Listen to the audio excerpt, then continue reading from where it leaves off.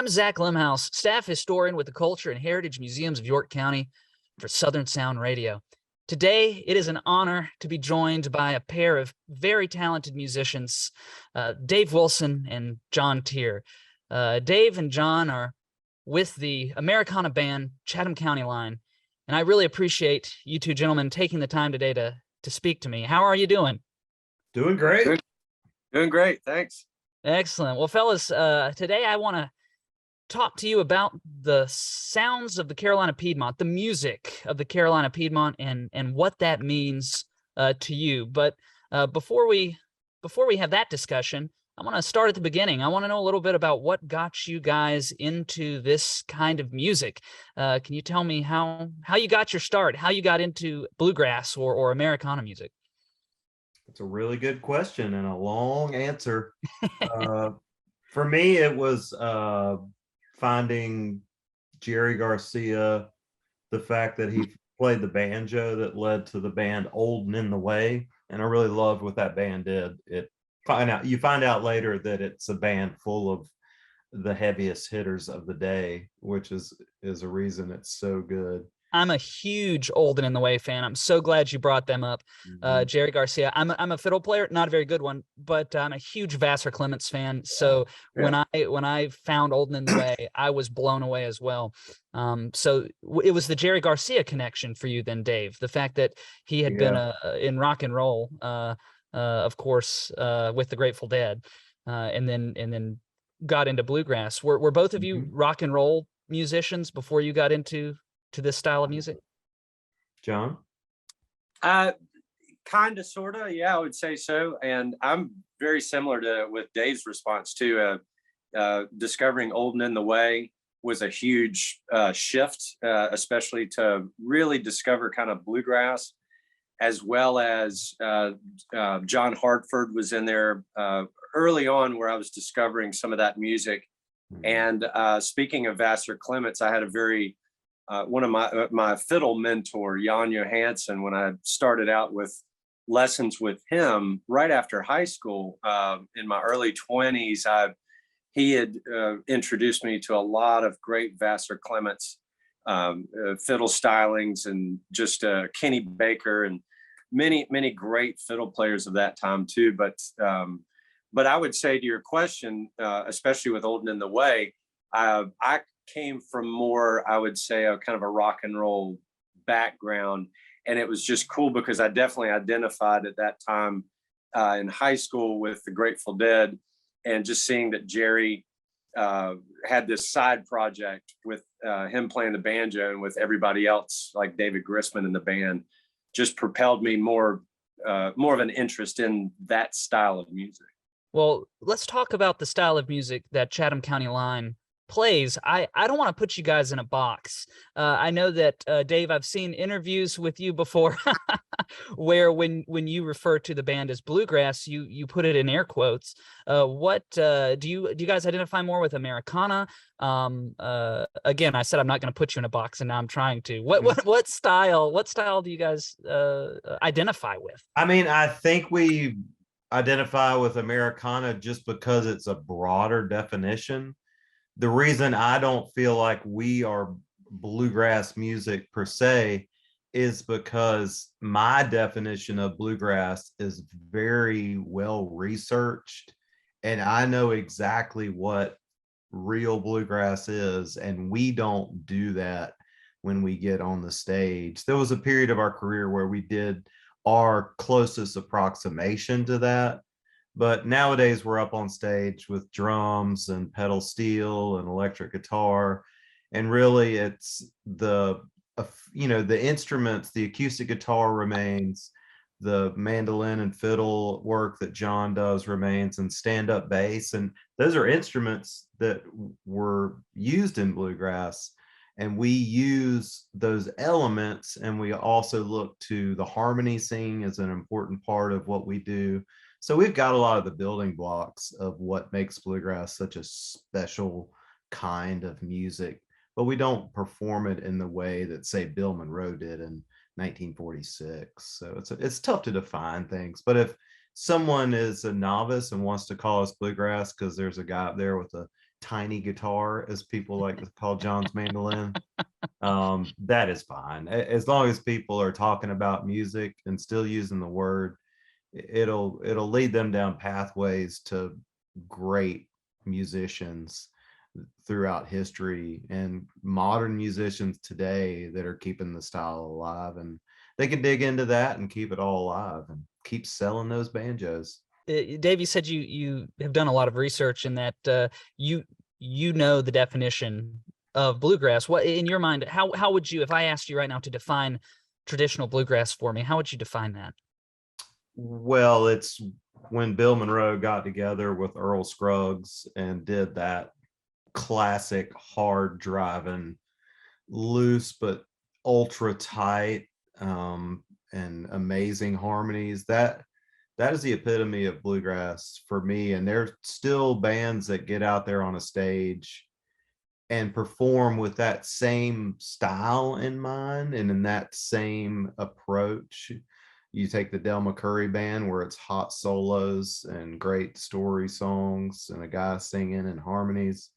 That's all you want out of bluegrass, and that's what I believe it is. But we felt it was kind of cool that during our evolvement as a band, that the definition of bluegrass began to broaden a little bit. You know, people, I know you have a Steep Canyon Rangers show that's part of this series sometimes, and you know, it just, what they did with drums and stuff was not bluegrass, but bluegrass came to mean that too, and what Sam Bush or Bella Fleck would do. You know, you wouldn't call Bella Fleck and the Flecktones bluegrass in any way, but some people do, just because there's a banjo up there blowing your mind.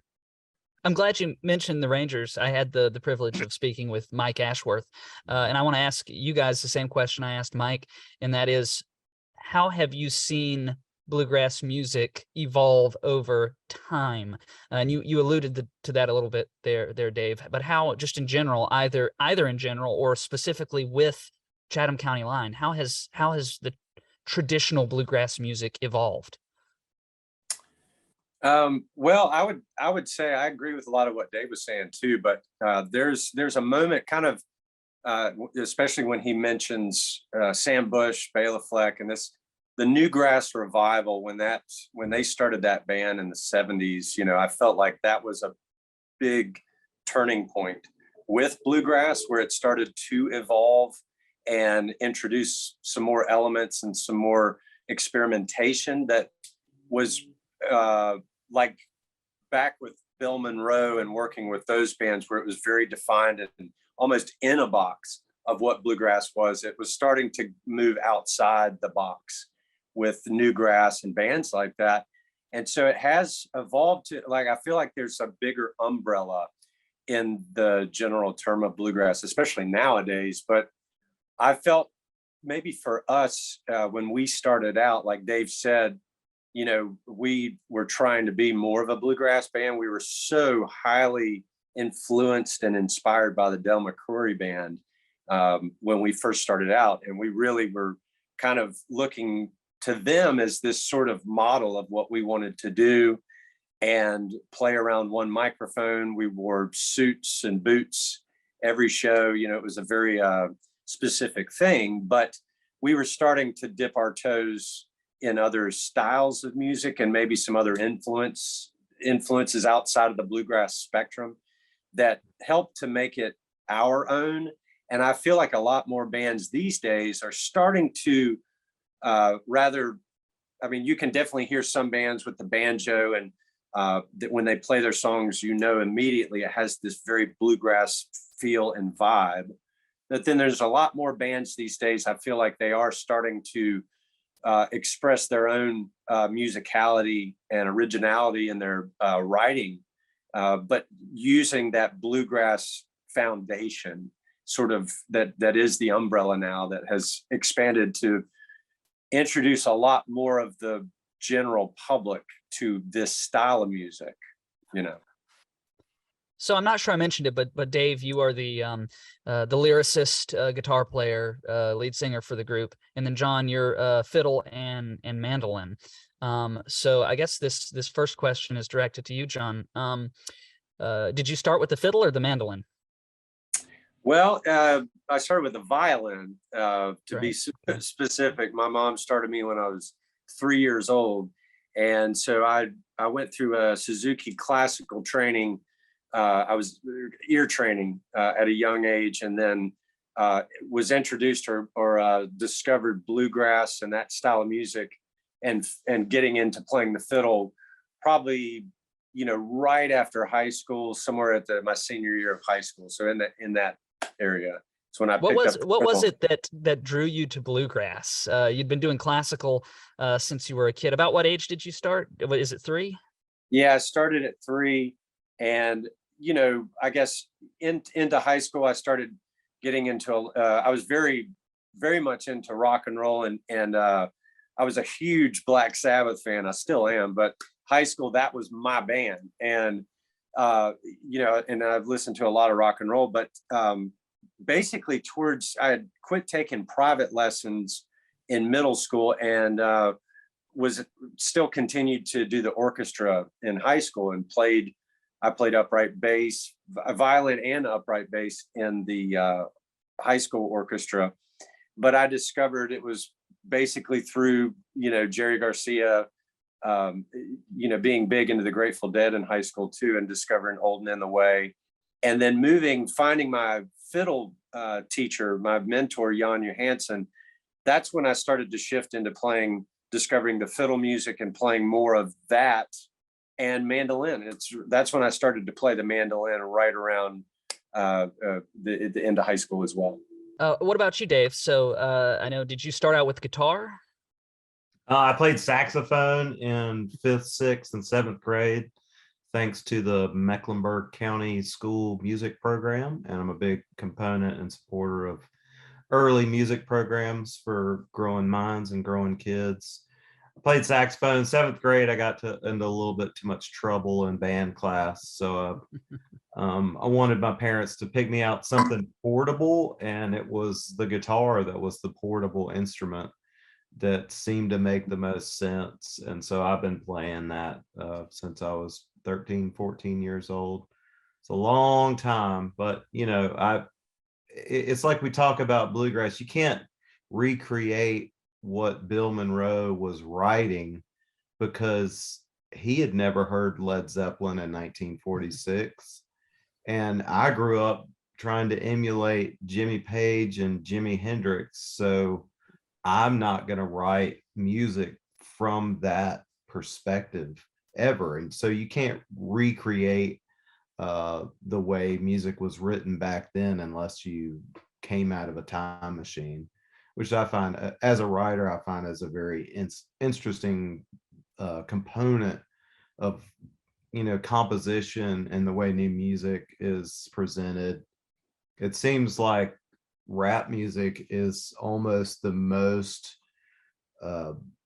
music of today that exists, because it really is taking everything and stewing it together. Or if you listen to Paul's Boutique or something, where they're just pulling stuff from everywhere and putting it in a track and throwing words over it. I mean, that's what bluegrass was at the time. It was Bill Monroe pulling out all these little things that he loved and stewing them together into a music that just got people freaking out. Now, playing an instrument, but then writing a song, that's two different things. When did you start writing, Dave? Part of the reason you write, or at least for me, was laziness and learning material by other people. It's technically a lot easier to just sit there and bang away on the instrument and come up with your own thing than to look at a tablature and learn, Stairway to Heaven or something. And I've done both. And you find at the end of the day that writing something of your own that comes from your own mind and influenced by the things you've heard is much more rewarding. And very quickly, Dave, I'm curious. So if I understand correctly, your mother was a poet. Yeah, Wikipedia. She had a friend write the Wikipedia page for us, and they put her in it. It's awesome. Yeah, she's a accomplished poet, as much as poets can be at this day and age. And she's got some small chapbooks. She's got 6 or 7 now. She's great wordsmith, and I owe all my wording to her, because great books around the house, conversation was full of words you didn't understand, and that's the way you really learn. Yeah, I was curious as to what influence that might have had on you, because not to get too philosophical about it, but being a lyricist is in its own way a form of poetry, right? Yeah, I'm basically writing poems, but they're just not as good as actual poetry, because you have to put music behind them for them to be any good. Well, I think your poetry is amazing, but that's just coming from me. I have a question about a particular song on one of your albums. It's from your 2008 album Four. It's called Birmingham Jail. And correct me if I'm wrong, but this is about the 16th Street Baptist Church bombing, where white supremacists bombed this church. 4 young African American girls were killed, and about 20 other African Americans were injured. What inspired you guys to write a song about such a tragic event? Well, it was around probably 2005 or 6. I read a news story about the fact that the one of the perpetrators of the bombing had just been sent to jail for it. And it was that slow hand of justice that really moved me to write those words down, because he got to live his entire life, and then the retribution came. I mean, justice in any form is good, but he still got a lot of great years, and that's just unfair to those 4 girls who got nothing. And so, it's the big moments in the world that really move the pen, and that's just one example. Well, as a historian, I certainly appreciate you and your band preserving our history and telling our history through your craft, through your music. Now, I know you guys are super popular here in the United States, but you've also traveled and toured throughout Europe. I'm curious how your style of music is received in Europe, and how, being musicians from the Carolina Piedmont, how you're perceived by the people of Europe. Can you tell me a little bit about your experiences over the sea? John? Yeah, we've been traveling overseas for quite some time now, and it's an amazing opportunity. Every time we go over there, we have tremendous fans all across Europe, and we traveled, from Norway and the Netherlands and the UK, and we've been there quite a bit, and we've really amassed a nice following over there and the fan base, and they really do appreciate the this kind of roots music, and that umbrella of bluegrass or Americana or roots. I feel like there is a very positive response to that overseas, and a healthy, that they want more of it. And you see more and more groups over there, and with interest and beginning to really get into that style of music. And it's been a tremendous opportunity to be able to go over there and see these people. And they always do ask about North Carolina and where we're from. And I feel like there's so much talent from this state that just is so broad, and you end up meeting people from all over the world that really do have this that resonates with them, with a lot of the groups that come out of North Carolina, and they identify North Carolina as a state for good music.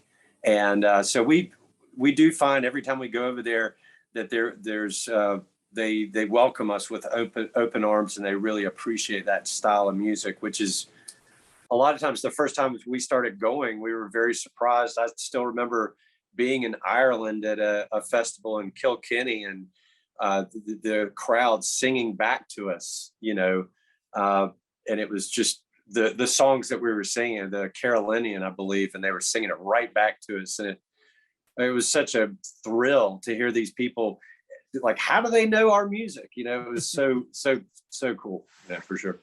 Dave, did you want to elaborate on that? Or are you?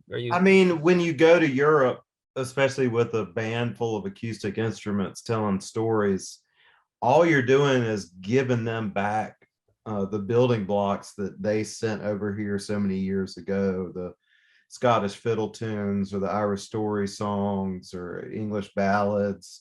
All that stuff came over on the ship, and we just stewed it together and we're sending it right back.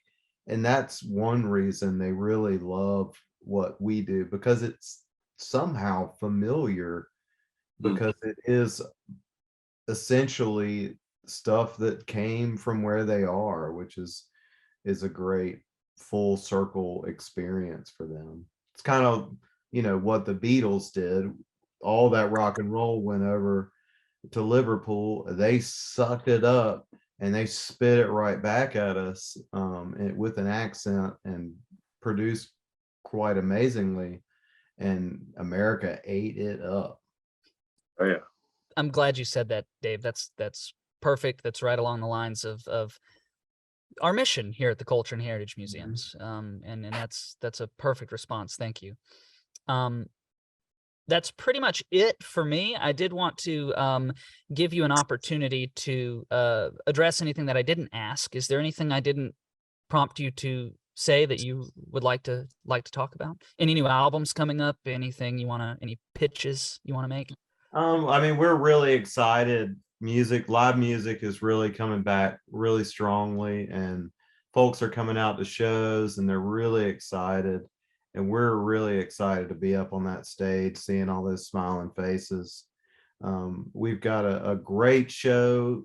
We did a great show there a couple years ago, but I want the audience to know that we're expanding things, and things are getting even more interesting and settling in. And the future's really wide open for us. We've got a new record that'll come out in 2023. So look to the website and all those social channels to pick up on that information as it dribbles out. And we hope we can get down there to York sometime again and play a show for you guys. You get that roof fixed, raise the roof, and we'll come down there. Well, we're certainly looking forward to having you guys back. You're always a big hit here. We absolutely love your music. Any final thoughts from you, John? It's just been a pleasure to chat with you. And like Dave said, we're excited to get back down there, and we're looking forward. The future of CCL is bright, and hopefully the album will be out early to mid next year if we can do it right. And lots of good stuff on the horizon. So stay tuned. Well, thank you both so much. I really appreciate you taking the time to speak with me a little bit today. It's truly been an honor. Again, we've been speaking with Dave Wilson and John Teer of Chatham County Line. Thank you both so much for being here, and for the Culture and Heritage Museums, for Southern Sound Radio. I'm Zach Limhouse.